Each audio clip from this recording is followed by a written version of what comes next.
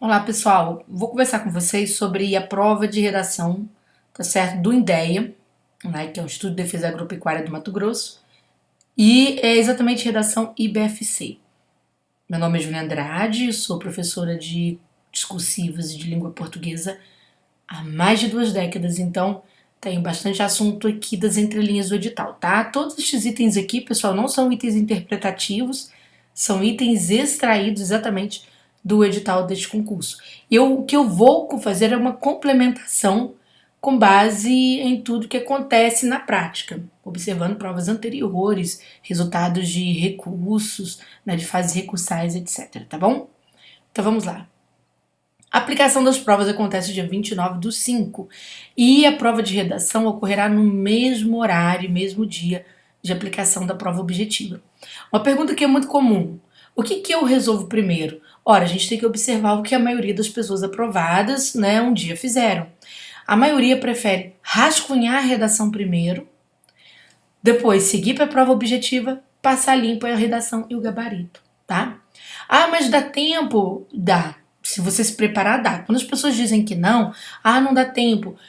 Gente, é porque a preparação surtiu precária e realmente não vai dar tempo. Né? De alguma forma você estará mal preparado tanto para uma quanto para outra. E é lógico, quando a gente fala em preparação, não é só conteúdo, é preparação psicológica, sobretudo também, né? Porque tem pessoas que demoram a se concentrar por N problemas emocionais. A questão é também de você cuidar de você também para esse processo, né? Não que o concurso seja um processo doloroso, não pode, porque o concurso é uma oportunidade, então você tem que se preparar mesmo. Mínimo de 20 linhas, máximo de 30 linhas. Quantas linhas efetivamente eu escrevo? Bom, o seguinte, menos de 20, nem sonho. De 20 para cima. Porém, né, nesta prova, a banca, por ter um critério de avaliação que é a concisão, e ela considera isso um critério interessante, se você escrever umas 25 linhas, né, redigir ali 26 linhas, 27, tá ótimo para ela também, tá? Não precisa exatamente alcançar as 30 linhas. O IBFC é um pouco diferente nesse sentido. Por exemplo, se você vai fazer prova para a Fundação Carlos Chagas, tem que escrever 29 e 30. Vai fazer prova para a VUNESP, tente escrever o máximo que você puder. Vai fazer prova para IBFC, pode ser um pouco mais econômico se você quiser e tal. Né? Seu fôlego acabou ali pela 26ª linha, né? Se for um fôlego de inspiração para o teu texto, sem problema algum, tá? A banca gosta muito de redações claras. Isso quer dizer o quê? Você não precisa, por exemplo, né, clareza tem vários atributos dentro dela, mas você não precisa ser tão, vamos dizer assim, erudito em relação ao seu vocabulário, nada disso. Escreva com simplicidade, claro, respeitando a norma gramatical, sempre com simplicidade. Né? Faça períodos curtos, é uma banca que exige que o aluno trabalhe com um pouco de economia, não seja tão redundante, né? Fique repetindo ideias, seja conciso, se expresse de forma econômica e de forma clara. E é uma banca que exige muita precisão e objetividade o tempo inteiro. Precisão, gente, e objetividade. Vou mostrar para vocês aqui um exemplo. Certo? Olha só que a gente trouxe para aqui. Em um dos concursos do IBFC, redação PM da Bahia, né, a banca pediu este tema aqui. Tá bom? O excesso de imagens e sua relação com a realidade. É um tema muito comum em concurso público. E é o tipo da redação coringa que a gente sempre tem que ter, independente de qualquer banca. Porque aqui a banca está trabalhando uma questão muito própria do século XXI. E ela adora esse tipo de assunto, assuntos que têm a ver com problemáticas do século XXI. Questões que têm a ver com o nosso jeito de pensar. Então, excesso de imagens e sua relação com a realidade. Quando a banca te pede uma precisão e uma objetividade, ela quer que você mantenha o máximo que você puder das palavras originais do tema, o máximo. E como ela pede isso de forma objetiva, interessante é que você faça isso logo na introdução, tá? Como essa redação exemplificativa que eu trouxe para aqui. É comum as pessoas em geral considerarem que nos dias atuais vive-se uma época mais transparente da informação. Então aqui, até agora nada, está falando sobre aquilo que é comum para as pessoas. Ocorre, porém, candidato se posicionando, né, que nem toda imagem relacionada à realidade. Tá vendo? Excesso de imagem em relação com a realidade. Então, o aluno deixa claro que nem toda imagem está relacionada à realidade em si. E vai explicar um pouquinho, para ver se, vamos ver se ele entra no assunto do excesso. Embora o século XXI seja a era em que as imagens se multiplicam e parecem tornar tudo mais evidente ou verdadeiro, é preciso considerar que boa parte das imagens é distorcida, fragmentada ou manipulada. Então perceba que aqui, logo nessa introdução, as palavras do tema aparecem, não é? Aparecem, você vai notar que os períodos em geral são períodos mais rápidos, né? Excetuando o último que é um pouquinho maior, mas sem problema algum, porque este último é o que já antecipa os argumentos pra gente, tá? O que é antecipar os argumentos? É mostrar que por que a imagem, né, essa multiplicidade de imagens, não traz exatamente aquilo que as pessoas pensam que elas poderiam trazer. As pessoas acham que essa é a época mais transparente da informação que a gente vive e que vai mostrar que essas imagens, elas se multiplicam, mas elas não são tão transparentes assim, e o aluno já responde por quê. Porque boa parte é distorcida, fragmentada ou manipulada. Certo? Então ele já traz essa resposta. Isso é muito importante, porque a banca observa se você já vai dar uma atenção um pouco mais direta para o tema, tá? E isso tem que ser provado logo na introdução, tá bom? A coerência, pessoal, é o poder de combinação, de você combinar tudo. Combinar a pontuação que a banca adora, observar a coerência para pontuação, tá certo? Essa banca aqui, bastante. Ela adora, por exemplo, se você usou ponto e vírgula para enumerar, ela observa se você mantém aquele jogo, né? Aquela finalidade daquela pontuação. Porque tem aluno que vai uma hora enumerar com ponto e vírgula, outra hora vai enumerar com vírgula, por exemplo, na mesma redação. Você tem nenhum critério de entender o que está se passando ali, tá? Então a coerência é essa capacidade de combinação. Eu dei o exemplo da pontuação, mas coerência é muito maior do que isso, tá bom, gente? A banca vai desconsiderar qualquer fragmento de texto escrito fora do local apropriado, certo? Também, né, vai desconsiderar a redação se ela tiver, na verdade, um excesso de rasura. Gente, errar e dar um risco, escrever ao lado novamente a forma correta, não significa rasurar. Significa apenas, né, reconhecer o erro, fazer a correção e proceder da forma correta. Isso aqui, dessa forma. Sem usar parênteses para isso, tá? Isso aqui a gente não faz. Sem problema algum. Porém, tem alunos que fazem isso aqui, ó. Errei. Ele faz isso aqui. Ao passo que ele poderia, mesmo querendo apagar um parágrafo inteiro, indicar um certo capricho. Tá? Fazer simplesmente assim. Por isso que quando eu falo que dá tempo de você fazer o rascunho e passar limpo é necessário. Por quê? Porque você pega uma banca enjoada como essa, e o BFC é uma banca muito exigente. Eu falo enjoada não no sentido de criticar a banca, no sentido de mostrar, ela é exigente, tá certo? Nesse sentido, se houver uma rasura, se a letra não estiver legal, você pode escrever com a letra que você quiser. Desde que a letra respeite o desenho dos grafemas, você pode misturar letras, não é? Não tem problema nenhum se você usar a letra cursiva com letra palito e etc. Para a banca esse não é o problema. O problema é a banca não conseguir ler, tá? Então, muita atenção, porque você pode ter problema. O texto definitivo da prova discursiva deverá ser manuscrito em letra legível, a banca frisa, caneta de corpo transparente, inclusive a própria carga deve estar transparente, tá, pessoal? Não só o invólucro externo, mas também o invólucro interno, que contém a carga. Você tem que trazer caneta transparente. A banca diz preto ou azul, eu sempre aconselho preta, tá, pessoal? Por que aconselho tinta preta? Porque exatamente às vezes as redações são corrigidas à distância, então você não sabe qual é a resolução da tela do computador daquele professor, e a maioria dos professores de língua portuguesa usam óculos, então fica a dica.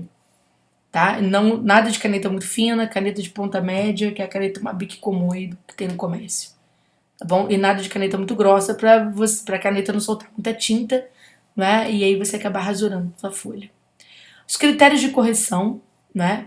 A banca vai analisar, veja que ela fragmenta bastante mesmo a sua análise, inclusive dentro da parte gramatical também, tá, gente? Por exemplo, o conhecimento do tema. Veja que a banca fala sobre cobertura de tópicos apresentados. Deixa eu explicar, isso aqui é muito importante você entender. Quando ela fala em tópico, é muito comum os alunos acharem que a banca vai fazer isso aqui, ó, como o Sebrasp faz, tá bom? Isso aqui vai ser bem mais raro, ela optar por isso. O que ela faz, na verdade, é isso aqui, ó. O excesso de imagens e sua relação com a realidade. Ela coloca um E no meio, ou um OU. Ela vai fazer alguma coisa para que você tenha duas partes, ou duas ou três. Perdão, duas ou três partes. Por quê? Porque toda vez que isso acontece em concurso, o aluno muitas vezes fala da primeira parte e fala muito da primeira parte, criando um desequilíbrio em relação à segunda. E aí nós já temos uma perda de coerência, né? Por quê? Suponhamos que você tem um filho A e o filho B. Aninho e Bruninho, não é? Mas você pende mais para Aninha, você passa a ter problemas com o Bruninho. Então, o ideal é que você possa equilibrar bem os dois lados. Por isso que a banca analisa, não é, esse jogo. Equilibrar, o equilíbrio é a coerência, tá, pessoal? É a coerência, ou seja, dá tratamento igual, tratamento similar, pelo menos, às partes. E aí nós temos essa questão. A banca, então você tem que abordar bem, de forma bastante equilibrada, as duas partes. A banca também, né, observa se você tem o domínio do assunto, se você consegue interrelacionar esse assunto a conceitos centrais do tema proposto. É bem interessante, uma banca que adora conceito. Por exemplo, como assim, Júnior? Você, por exemplo, disse aqui que as imagens, não são fragmentadas. Por exemplo, aqui está na redação modelo, que elas são distorcidas, manipuladas ou fragmentadas. Então, quando o aluno explica o que é isso, o que quer dizer isso, né? O que é, então ele está conceituando. Naturalmente, você vai fazer isso no desenvolvimento, tá? Que é mais interessante. É claro que eu posso começar minha redação com conceito, não tem problema nenhum, mas é bem típico do desenvolvimento. Habilidade argumentativa, a banca vai observar, né, se você consegue trazer assuntos bem atuais, tá bom? Bem atuais de preferência, portanto o argumento histórico não é tão bem-vindo, tá, gente, pro IBFC. Quando você vai lá na história, assim, eles não são tão fãs, exatamente porque não querem que você perca a modalidade dissertativa, tá bom? Você tem que ficar ali atento a essa modalidade. A banca preza pela originalidade, para você não ficar falando questões óbvias o tempo inteiro.